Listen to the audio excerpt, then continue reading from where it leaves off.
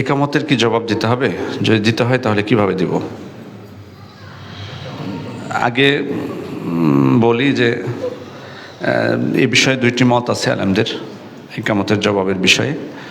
একদল আজানের উপর ভিত্তি করে বলেছেন যে দেওয়া যাবে, আজানে যেমন জবাব দেওয়া যায় ইকামতেরও তেমনই জবাব দেওয়া যাবে। তারা ওই হাদিসের উপর যেখানে আল্লাহ রাসূল বলেছেন বাইনাল আযানাইনি সালাহ, দুই আজানের মাঝে সালাত রয়েছে। তো এখানে ওনাদের দলিল হলো যে মূল আজানকেও আজান বলা হয়েছে, একামতকেও আজান বলা হয়েছে। সুতরাং একামত যেহেতু আজান, মূল আজানের জবাব যেমন দেওয়া যায় তেমন একামতেরও জবাব দেওয়া যাবে।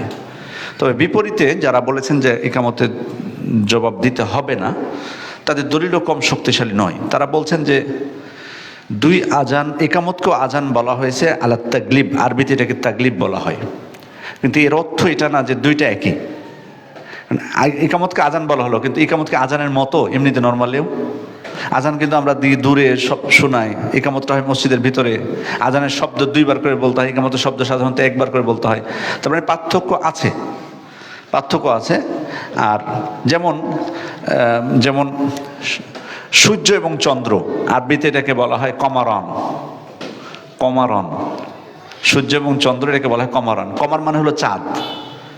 তার মানে দুই চাঁদ যদি অর্থ করেন সূর্য এবং, তার মানে সূর্যকে চাঁদ বলা হচ্ছে, কিন্তু সব সময় কি চাঁদকে আমরা সূর্য বলতে পারবো না সূর্যকে চাঁদ বলতে পারবো? সব সময় কি বলা যাবে? বরং সূর্য বলতে সূর্য, চাঁদ বলতে চাঁদ। তেমনিভাবে যদিও ইকামতকে আজান বলা হলো, এটা তাগলিবান, কিন্তু সব সময় একই হুকুম আসবে না।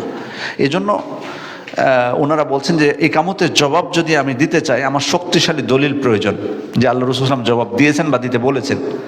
সেক্ষেত্রে যে বর্ণনাগুলো আছে সেগুলো দুর্বল। জবাব দেওয়ার যে বর্ণনাগুলো সেগুলো সহিভাবে সাব্যস্ত হয়নি। বিশেষ করে কদকামাতিস সলার জবাবে আকামাহুল্লাহু আদামাহা, যেটা এই হাদিসটাও দুর্বল। এই জন্য যারা বলেছেন দিতে হবে না, তাদের মতটাকে আমি ব্যক্তিগতভাবে সমর্থন করি। তবে কেউ যদি আপনারা দিতে চান, এটা বেদাত হবে না, কারণ আলেমরা ফতোয়া দেন ইজতিহাদ করে হাদিস থেকেই। ওই যে বললাম যে হাদিস দ্বারা তারা দলিল পেশ করেছেন, সে কারণে কেউ যদি দিতে চান দিতে পারেন, কিন্তু আমার অভিমত হলো না দেওয়াটা, বা ও না, যারা দেন না তাদের মতকে আমি সমর্থন করি।